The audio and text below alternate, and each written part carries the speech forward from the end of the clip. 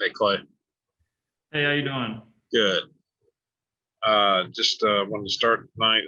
Obviously, kind of a milestone for you right off the bat.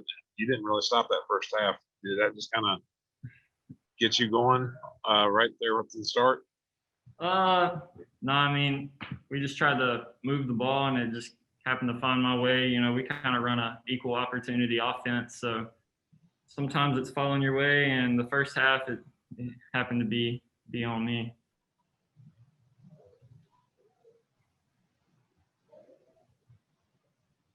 You're on mute.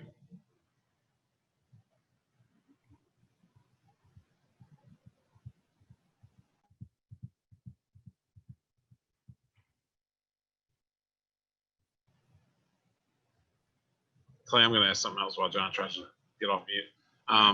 Just second half you had a little adversity there. What did kind of what was kind of the message? Especially like early on when y'all kind of got taken out as the starting group, and then went back in later on. What kind of message was relayed? Just we got a guard. They're a good team. They run a similar offense to us. A lot of movement, a lot of cutting. They're really well coached.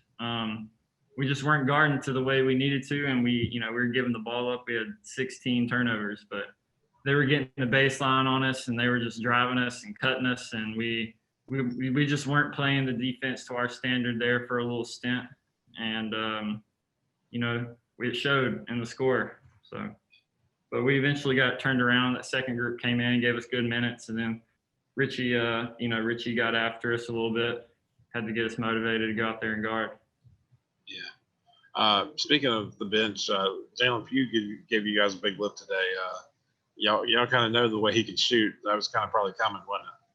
Yeah, absolutely. There's we like to say there's no accidents out here. Jalen's in here every morning shooting. He puts the work in. No one in this program is surprised about that game for him.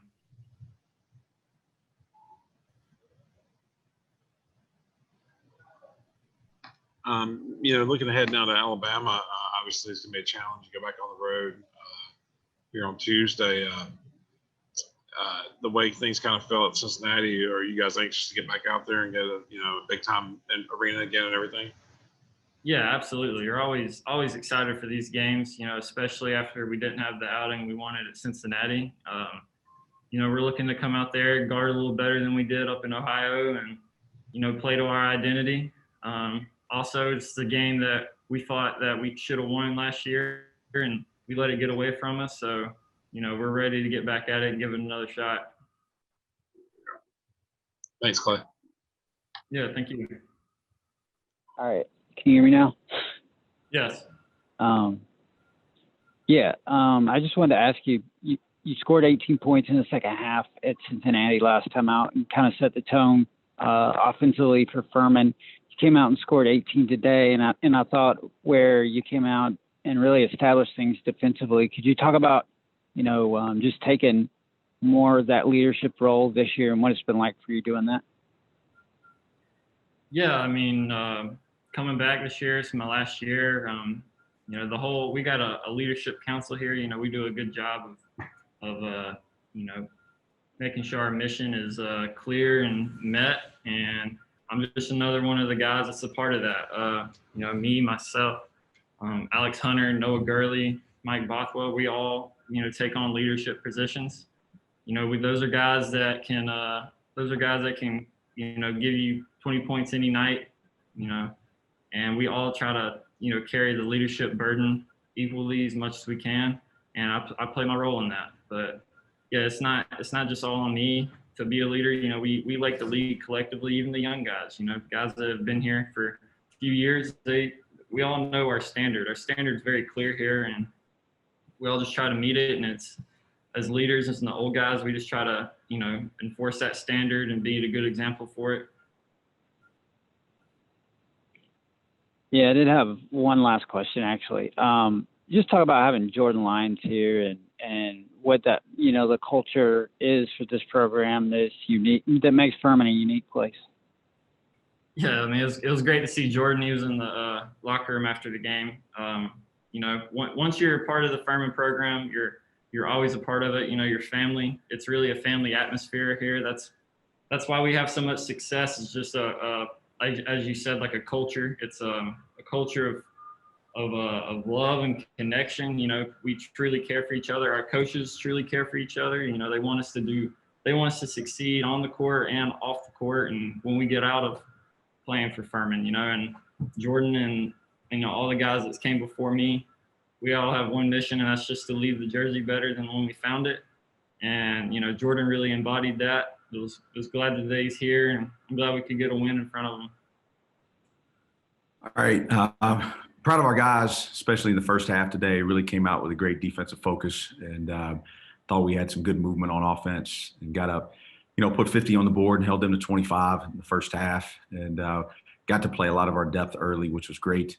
And so, you know, great first half. Kind of were able to do what we wanted to do in terms of, you know, our hopeful outcomes of the game, which was just try to play really disciplined, aggressive defense, and you know, offensively just get out and run, play in space, half court, cut and move it. And I thought we did a good job there. We also wanted to, you know, play a lot of depth today, which was critical, especially with the Tuesday night game coming quick, and still with a lot of question marks in our depth to be able to get them some real minutes. I thought was key.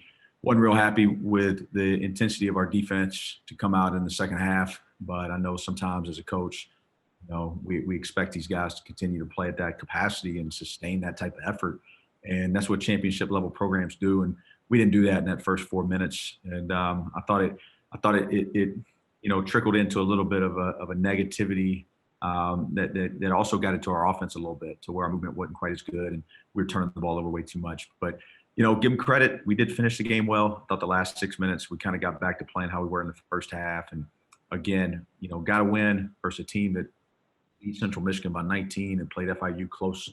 Chad does a heck of a job. They run really good stuff. I thought their tempo was great, and then they were aggressive off the ball in their gaps today, and they really made us pay.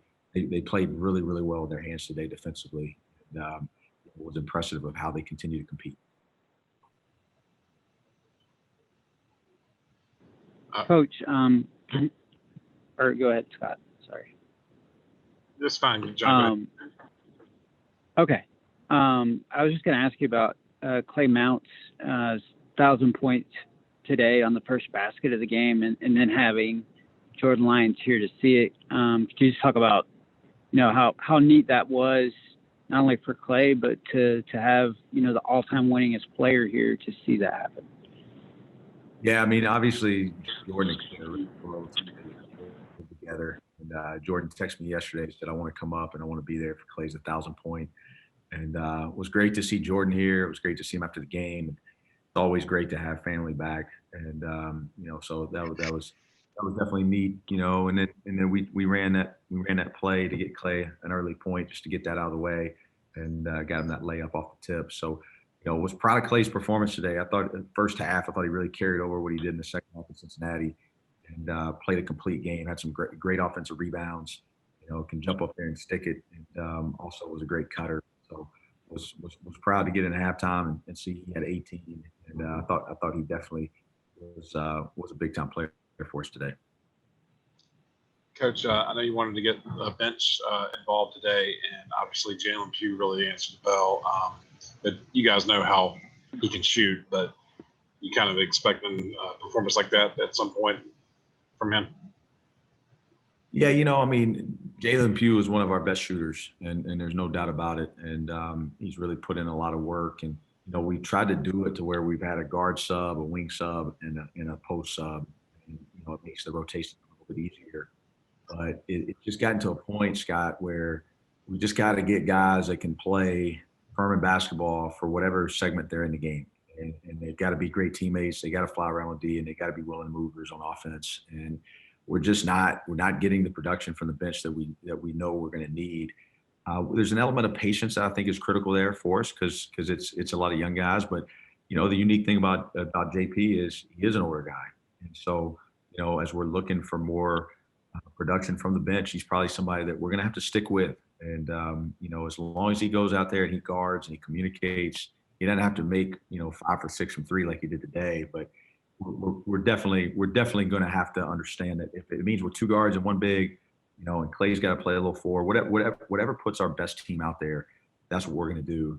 And Jalen Pugh definitely is somebody that we need to continue to get out there a little bit more. Coach, can you talk about Joe Anderson? I thought defensively the past 2 games he's played pretty well. Had I think a couple steals at Cincinnati. Had one, I believe, today. Just talk about his play and to that point of patience. Maybe things haven't come as quickly for him offensively, but certainly he seems to be ahead of the game defensively early on. Yeah, that's what we've really been working with him on, is just to get acclimated defensively to what we do. And he's a competitor, and I know that I was hoping he was going to hit that 3 there at the end. And he's somebody that can make shots. He can really utilize ball screens and play in transition.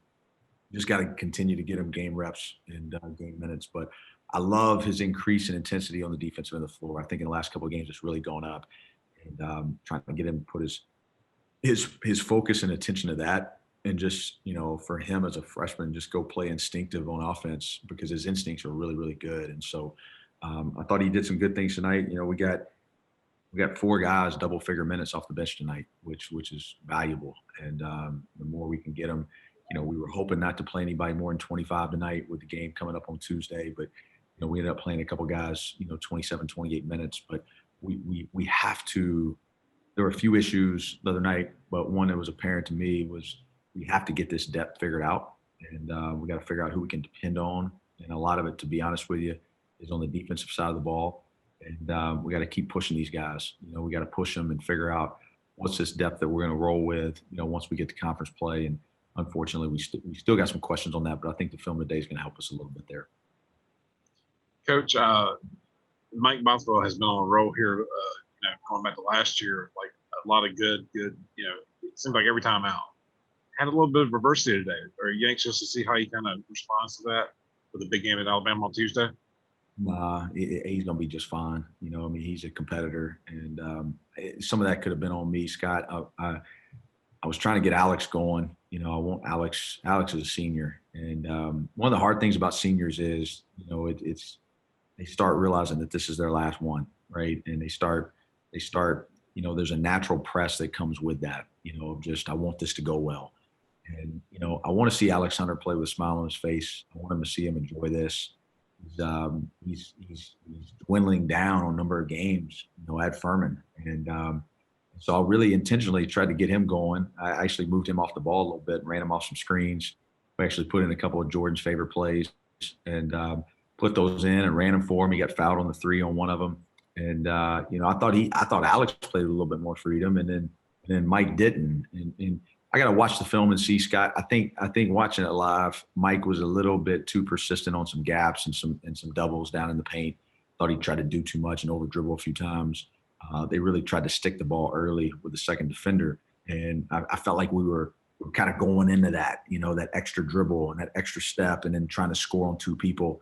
One thing we've always said here is we want to beat 1, we don't want to beat 2. If second defender comes into play, we got to get it out, and that's where that ball movement's critical. And I think he held on to it too long. It would be my guess, just remembering and recollecting a few plays, and they were flowing early on him. Anytime a guy's averaging 20 a game, the defensive game plan is going to be to figure out a way to slow him down. Yeah, they kind of reminded me a lot of Furman in the deflections and dogging leading scorer defensively. They kind of patterned their game, a lot of assists. They kind of patterned their game kind of like you guys. Well, Chad's one of my closest friends in the business, and we've known each other for a long time. And, we run very similar offense, as I'm sure everybody saw today. And, defensively, they really – I was impressed, especially how they fought when they were down today. I thought their gap activity was very good. And I don't understand why we were so persistent to drive it all the way in there and deal with the second defender as much as we were. I mean, how many deflections did they get of us just dribbling the 2 and picking it up and then trying to kick it, and they're deflecting it and they're running instead of just, early help, early kick and play the next. And but that's why today's good for us, and that's where the fans got to understand, like, this isn't, no disrespect for some of these other non-1 teams we played in the past. Like, these 3 D2 teams that we've played are really good programs. And, they beat Central Michigan by 19 for a reason. And they played with FIU close because they're good. And Chad does a really good job. It's a Peach Belt team.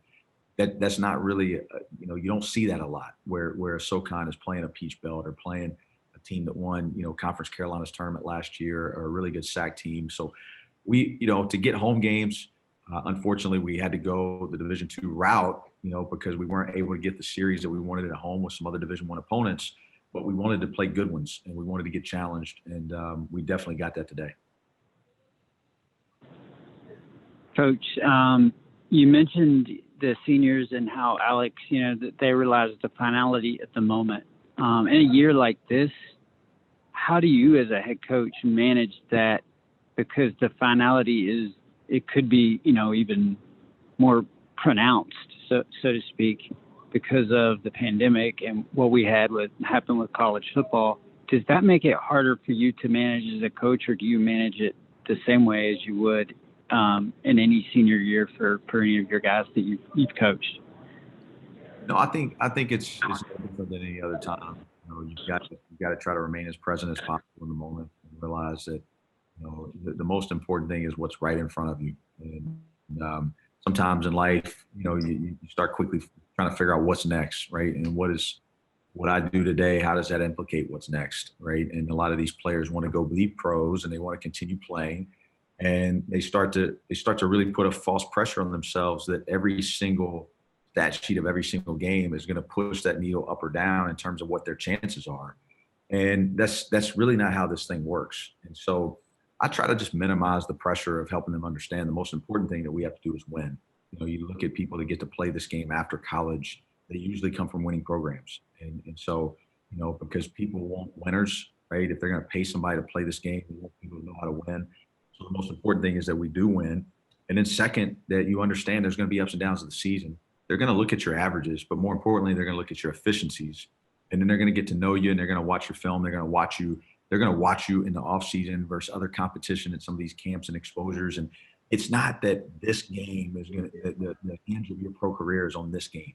The only thing that matters at this game is you go play Furman basketball, you go play as hard as you can, you go play your absolute best, and don't put any pressure of the future on this. You've got to try to stay present in the moment. And that's not always easy to do, but it's essential. And the best ones have a way of being able to do that. And it's critical that as a program for us, especially with the amount of good players that we have, that we all stay present and that we all stay connected.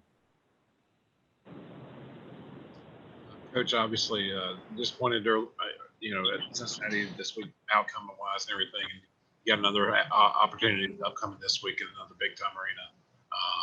I'm sure you're looking forward to that.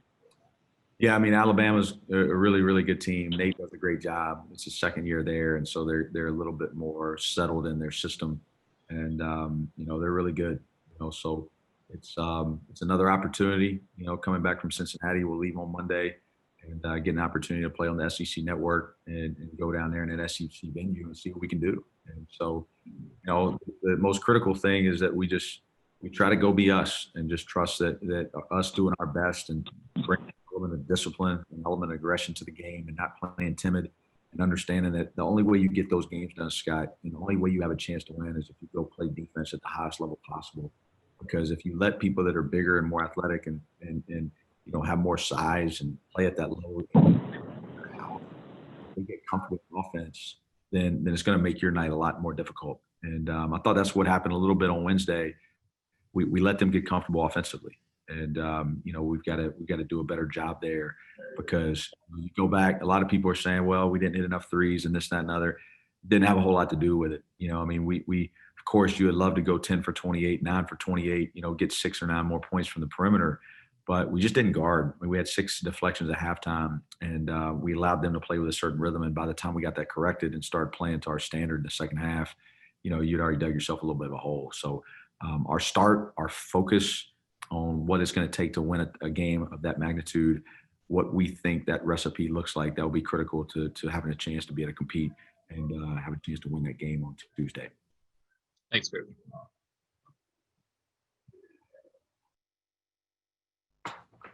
All right. Thank y'all. Y'all have a good one.